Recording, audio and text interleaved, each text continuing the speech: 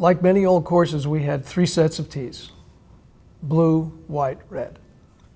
The most forward tees were almost 6,000 yards. And we just recognized that you need a wider variety for juniors, aging players, ladies. And I urged the architect to go up as close as 5,200 yards. And he, at first he goes, well, what are you doing that for? This is all guys, good players, but it's worked out, because now we find that many of the older guys, like me, they've adapted something called the senior combos. So when you have multiple tees, like some clubs have 5, we have 4, then the members organically figure out combinations that they like. And then before long, they get the combinations rated and they're on the scorecard.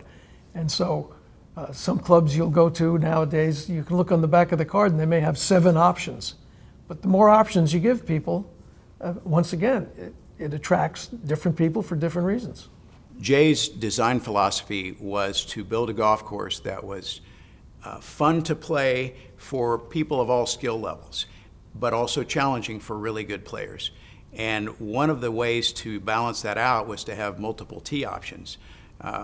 We actually did an education project to describe to people what kind of tees they should be playing, and we gave them some analytics, and we said it would be a lot more fun for you if you didn't try to grind all day long and hit a 3-wood from the fairway into a par 4 that you can't get to anyway. Hit from a tee where you can hit a 7-iron in there. You'll enjoy the course a lot more. That variety of tees and all that really is in some ways a key to Jay's design and why so many members can enjoy it at different levels. A good player would be very happy to be in a bunker. You could have bunkers everywhere and it doesn't matter to them because they're going to get it up and down more than 50% of the time. A bad player will struggle to get it out of the bunker at all.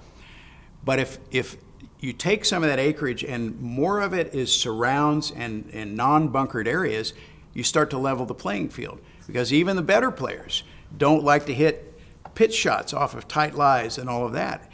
A player of maybe less skilled can hit his hybrid, put it up there, and chip something up around the hole, and it kind of starts to equalize. So I think that's a great feature of the design. It keeps the course moving better, it keeps play moving. Playability was a huge deal. For Diablo, the course had become very narrow fairways, thick rough, tree-lined on both sides, tiny greens, and so it was very difficult playability unless you were the type of player that could hit the ball very high and very straight. And so we wanted to create a wider course with wider playing corridors and the ability for golfers of all level to play the ball in a running fashion, putt from off the green, etc. At the suggestion of the architect, the contractor, and our superintendent, they wanted therefore to extend those playing surfaces beyond just the green. And you can see it now. You can see juniors, seniors, women, people of all different calibers. If you miss the green, it's not impossible. You don't have to pull out your 60-degree wedge and hit a flop shot. You can play a bump and run. You can putt from off the green. So to create those nice, firm, consistent playing surfaces, we didn't want to have to bring that Bermuda grass right up to the edge of the green, because then you lose the ability to play all of those different variety of shots. I think one of the greatest things was adjusting the tee options on the course, and kudos goes to our architect for that.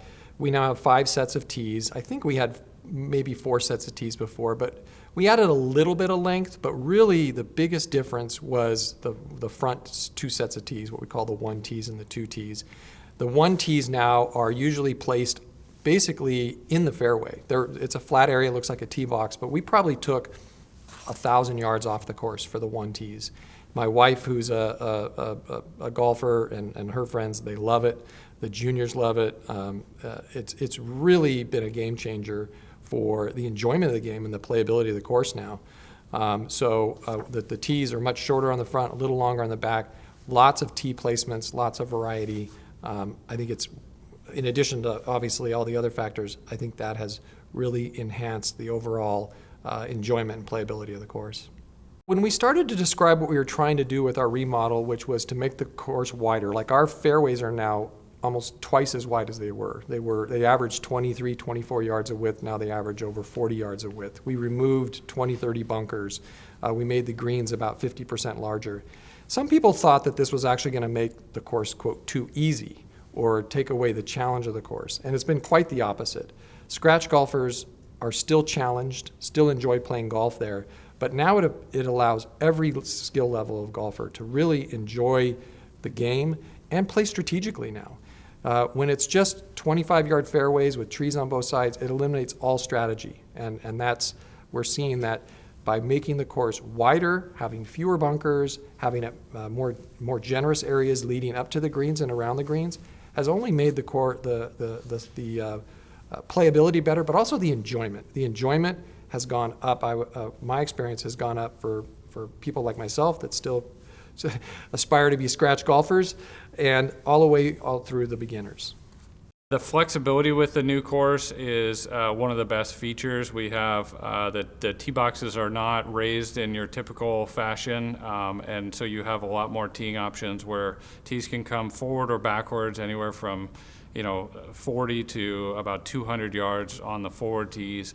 I think one of the nice parts about the new course as well is the old course was quite penal. There was a lot of forced carries, a lot of shots that would not hold low-lying shots into the green very well. And I think with newer development courses, you see that it's a much more strategic way to play golf and much more, in a way, a lot more fun for your seniors or your juniors, your teenagers, those who can't get the swing speed up that you might see with the pros. Actually, it's funny, a lot of the concerns when we were designing the course and even when we opened the course was, oh, this is going to be too easy. We're taking out a lot of the trees. We're taking out a lot of the bunkers that were in the front of the greens.